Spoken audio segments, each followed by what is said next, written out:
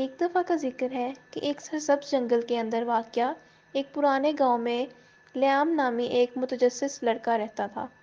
Liam کو جنگل کی تلاش کا شوق تھا اور ایک دن جنگل میں پہلے سے کہیں زیادہ گہرائی میں گھومتے ہوئے اس نے ایک درخت سے ٹھوکر کھائی جو اس نے پہلے کبھی نہیں دیکھی۔ لیام جادوئی درخت کے سامنے خوف سے کھڑا ہے جو مختلف رنگوں کے چمکتے پتوں کے ساتھ لمبا اور شاندار کھڑا ہے۔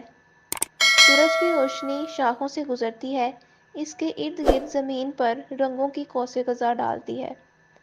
درخت میں چمکتے ہوئے پتے تھے جو ہلکی ہوا کے جھونکے میں رقص کرتے دکھائی دے رہے تھے، اور جیسے ہی لیام قریب آیا وہ ہوا میں ہلکی ہلکی سرگوشیاں سن سکتا تھا جو اسے قریب آنے کی دعوت دیتا تھا۔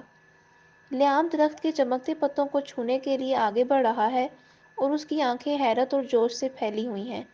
جب وہ رابطہ کرتا ہے تو لیام کی انگلیوں کے گرد نرم گرم روشنی اور جادوئی چمک کی چھوٹی چھوٹی چنگاریاں پھیلاتا ہے۔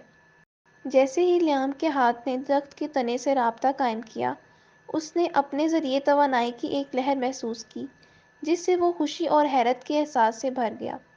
وہ بہت کم جانتا تھا کہ یہ درخت جادوئی تھا اور اس نے اس کے جنگلی خوابوں سے پرے راز چھپا رکھے تھے۔ درخت زندگی کی طرف آ رہا ہے، اس کی شاخیں استقبالیہ انداز میں لیام کی طرف پھیلی ہوئی ہیں۔ ایسا لگتا ہے کہ ان کے آس پاس کا جنگل جادوئی توانائی سے چمک رہا ہے اور جنگل کے چھوٹے چھوٹے جانور جھاڑیوں کے پیچھے سے جھانک رہے ہیں جو منظر عام پر آنے کے بارے میں متجسس ہیں۔ لیام جادوئی درخت کی شاخوں پر سوار ہے، اس کے بازو پھیلے ہوئے ہیں۔ جب وہ جنگل کی چھت سے گزر رہا ہے، درخت خوبصورتی سے ہوا کے ذریعے حرکت کرتا ہے۔ لیام کو درختوں کی چوٹیوں کے اوپر ایک سنسنی خیز سواری پر لے جاتا ہے۔ ایک ساتھ لیام اور جادو کے درخت نے جنگل میں سفر کیا، صوفیانہ مخلوقات، چھپے ہوئے آبشاروں اور وقت سے اچھوتے خفیہ گروہوں کا سامنا کیا۔ ہر نئی دریافت کے ساتھ لیام کی حیرت میں اضافہ ہوتا گیا اور اس نے محسوس کیا کہ جنگل کا جادو ایک تحفہ ہے جس کی پرورش اور حفاظت کی جائے۔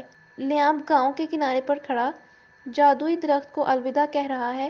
جب یہ جنگل میں واپس مڑ جاتا ہے، درخت چمکتی ہوئی دھول کی پگڈنڈی چھوڑ دیتا ہے جو ان کے اشتراک کردہ جادوئی مہم جوئی کی یاد دہانی ہے۔